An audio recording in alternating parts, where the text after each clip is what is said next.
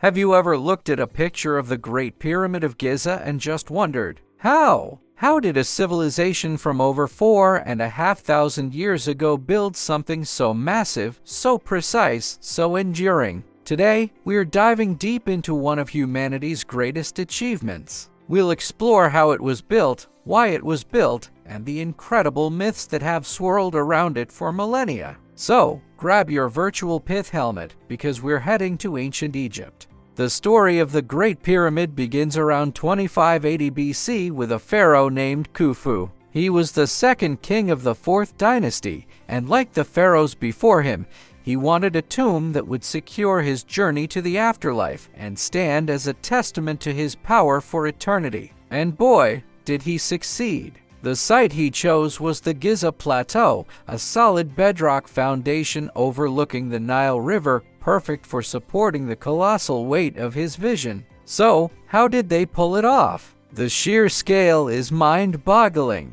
The Great Pyramid is made of an estimated 2.3 million stone blocks, most of which are limestone quarried nearby, but some, like the massive granite beams inside the king's chamber, weighed up to 80 tons and were transported from Aswan, over 500 miles away. Let that sink in. 80 tons! That's like moving 12 adult elephants. And they did it without modern cranes or machinery. The dominant theory is that the Egyptians were master organizers and engineers. They likely used a system of ramps to move the stones. The debate among Egyptologists isn't so much if they used ramps, but what kind of ramps? Was it a single, long, straight ramp that had to be extended as the pyramid grew? Or a more efficient spiral ramp that corkscrewed around the pyramid's exterior? Some recent research even suggests an internal ramp system, which would explain the lack of evidence for a massive external one.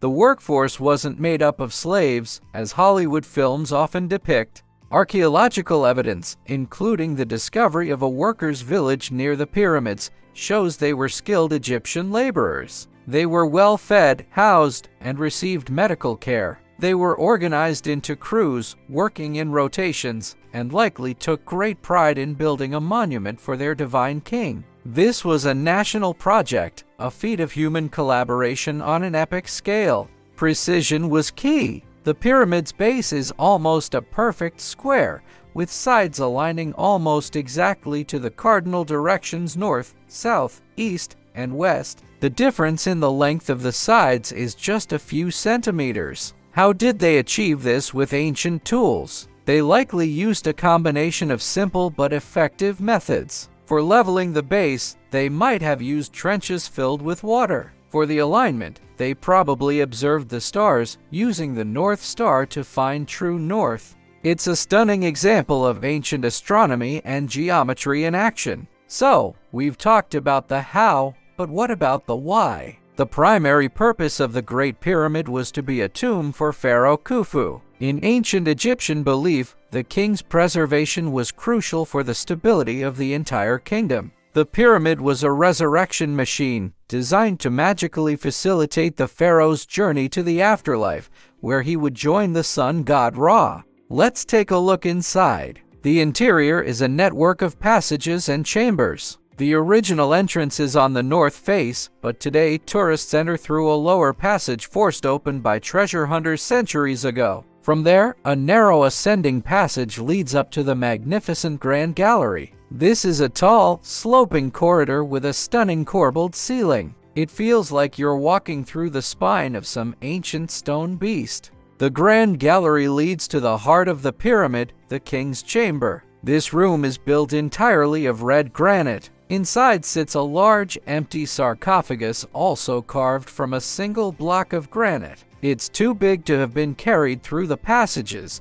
so it must have been placed in the chamber as the pyramid was being built around it. Above the king's chamber are 5 stress-relieving chambers designed to distribute the immense weight of the stone above and prevent the king's chamber from collapsing. This shows an incredible understanding of structural engineering. Below the king's chamber is the so-called queen's chamber, which is a misnomer as it likely wasn't intended for a queen. Its true purpose is still debated. And deep beneath the pyramid, carved into the bedrock, is the subterranean chamber, an unfinished, mysterious room. Some scholars think it was the original burial chamber before the plans changed. But what about Khufu's mummy? And his treasures? Well, they've never been found. It's almost certain that the pyramid was looted in antiquity, probably not long after it was sealed. The allure of unimaginable wealth was too great to resist. Despite its intricate design intended to thwart robbers, human greed and ingenuity found a way in. This absence of treasure and the sheer wonder of the pyramid have fueled centuries of myths and alternative theories. The moment ancient Greek historians like Herodotus visited, the speculation began.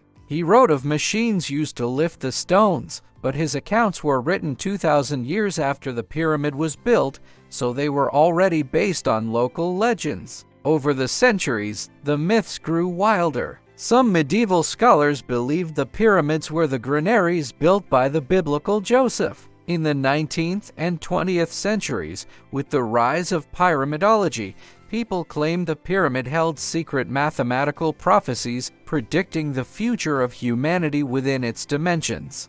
They saw pi, the golden ratio, and the speed of light encoded in its measurements. While the pyramid's geometry is brilliant, most of these claims are the result of creative math and wishful thinking. And then, of course, there's the most popular alternative theory, aliens. The idea that ancient humans were incapable of such a feat and must have had extraterrestrial help is a persistent one. But honestly, this theory does a huge disservice to the ingenuity, skill, and sheer hard work of the ancient Egyptians. They were incredible innovators. We have the workers' tombs, their tools, their town, and even papyri like the Diary of Merer, which is an actual logbook from a team that transported limestone to Giza. The evidence points to human hands and human minds. The Great Pyramid is the only one of the 7 wonders of the ancient world still standing. For 3,800 years, it was the tallest man-made structure on Earth. It has survived earthquakes, wars, and the relentless passage of time. It has been a symbol of royal power, a target for looters, a source of scientific mystery, and a canvas for wild speculation. Today, modern technology continues to unlock its secrets. In 2017, the Scan Pyramids project used a technique called muography, which uses cosmic ray particles to scan the pyramid's interior. They discovered a huge, previously unknown void above the Grand Gallery, which they named the Scan Pyramids Big Void. Its purpose is completely unknown. Is it another chamber? A structural feature? A hidden passage? The mystery continues, and that's what makes the Great Pyramid so captivating. It's more than just a pile of stones. It's a monument to human potential. It shows us what we can achieve when we work together with a shared purpose. It connects us to a distant past that feels both alien and deeply human. Standing at its base and looking up, you can't help but feel a sense of awe. You're not just looking at a tomb. You're looking at a landmark of human history, a question carved in stone that we are still trying to answer. Thanks for joining me on this journey back in time to the land of the pharaohs. If you enjoyed this exploration of the Great Pyramid, make sure to hit that like button and subscribe for more deep dives into history's greatest mysteries. Let me know in the comments what you find most fascinating about the pyramid. See you next time.